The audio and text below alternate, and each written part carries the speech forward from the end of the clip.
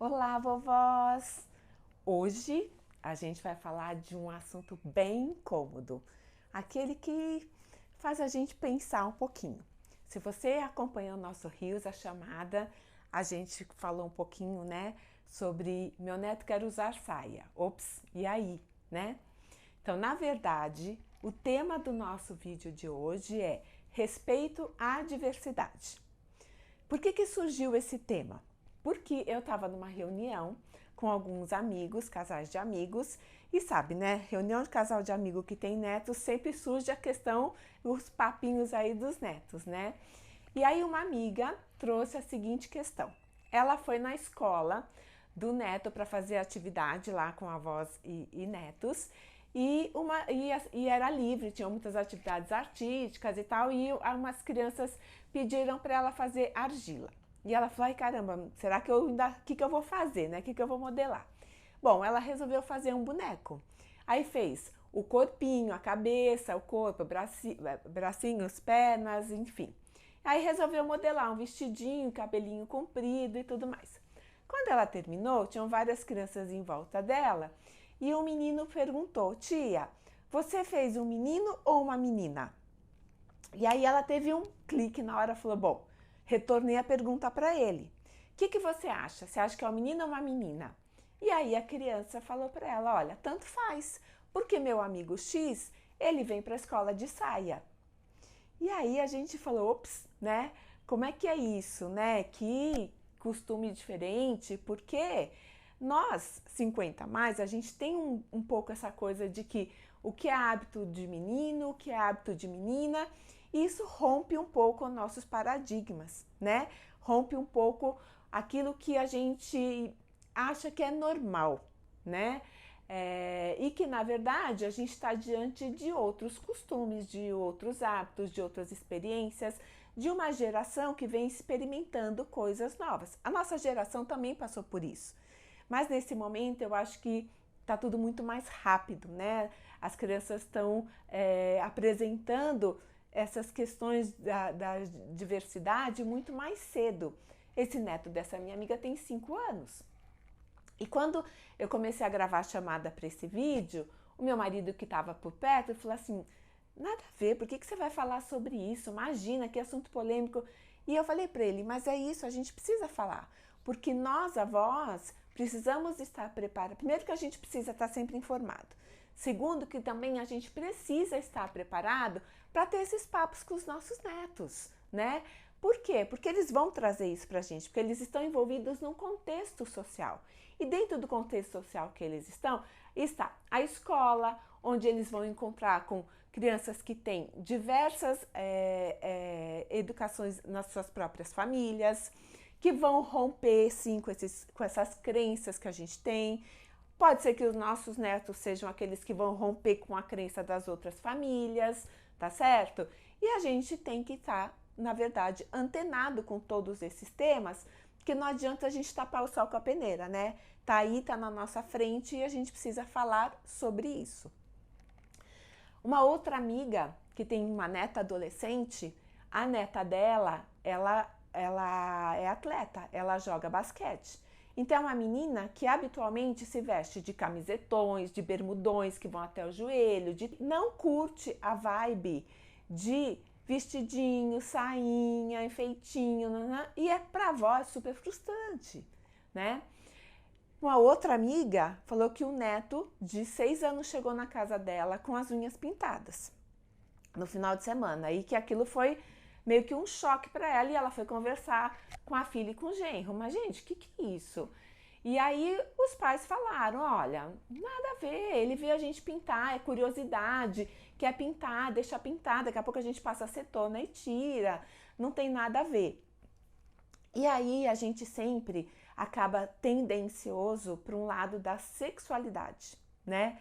Achando que porque essas crianças, esses adolescentes estão tendo uma outra vocabulário, eles têm uma linguagem diferente, né?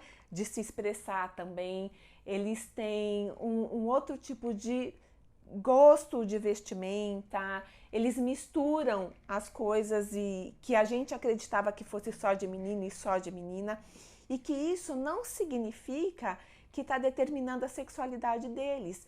Não é porque a menina que gosta de se vestir como uma jogadora de basquete que ela tem tendência a ser masculina ou que no futuro ela vai se identificar como um menino e não como uma menina. Não é porque o menino que falou que o outro amiguinho usa vestido e o neto da minha amiga que pinta as unhas, ele vai ter tendências a ser homossexual. Não é isso, a gente precisa, né, tirar esse rótulo, a gente precisa não julgar, ser livre de julgamento e saber respeitar a diversidade.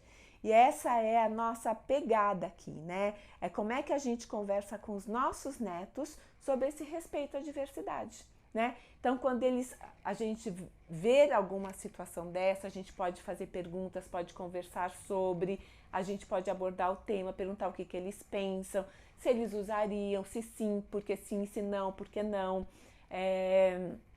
A gente pode, quando em algum momento eles trouxeram algum viés de julgamento, também conversar com eles e explicar que cada pessoa tem o direito de escolha de como ela se veste, de como ela fala, de como ela se porta. E isso não nos cabe, cabe a gente respeitar. Se a gente gosta ou se a gente não gosta, se a gente aceita ou se a gente não aceita, isso é uma questão nossa. Mas a gente tem que respeitar o direito do outro. Então, essa é uma questão para a gente, né, enquanto avós, trabalhar bastante em nós. A gente ficar bem antenada, a gente olhar para o que está acontecendo aí nesse mundo dos nossos netos, a gente conversar com os nossos filhos sobre como é que eles gostariam dessa abordagem, também como eles abordariam, como eles vão abordar se surgirem essas questões, para que a gente esteja alinhado, né, nessa fala. E mais uma vez, a gente ser livre de julgamento, livre de preconceito e de achar que faz parte do mundo masculino e do mundo feminino.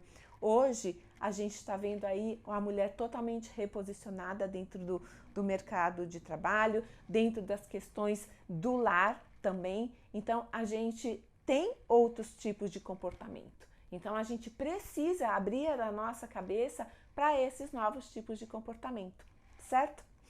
E eu queria só acrescentar mais uma coisa, porque a gente também tem vivido com algumas terminologias que também falam assim, mas o que é isso realmente? Por que eu tenho que entender disso?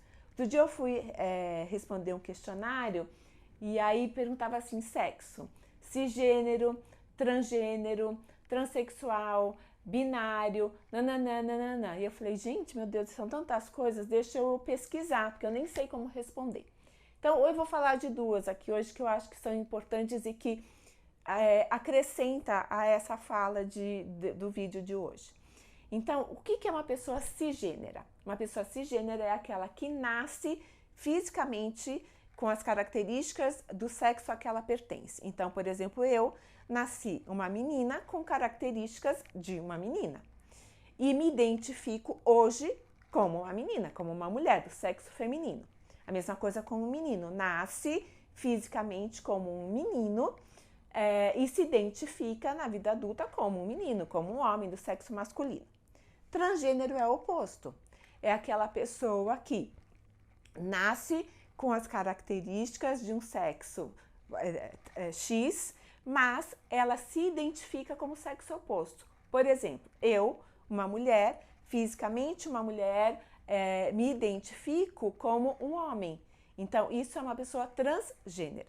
É muito importante a gente saber essas diferenças, porque isso também, na hora da gente olhar para as situações, para os comportamentos, como eles acontecem, para a gente também não julgar, né? Para a gente não classificar.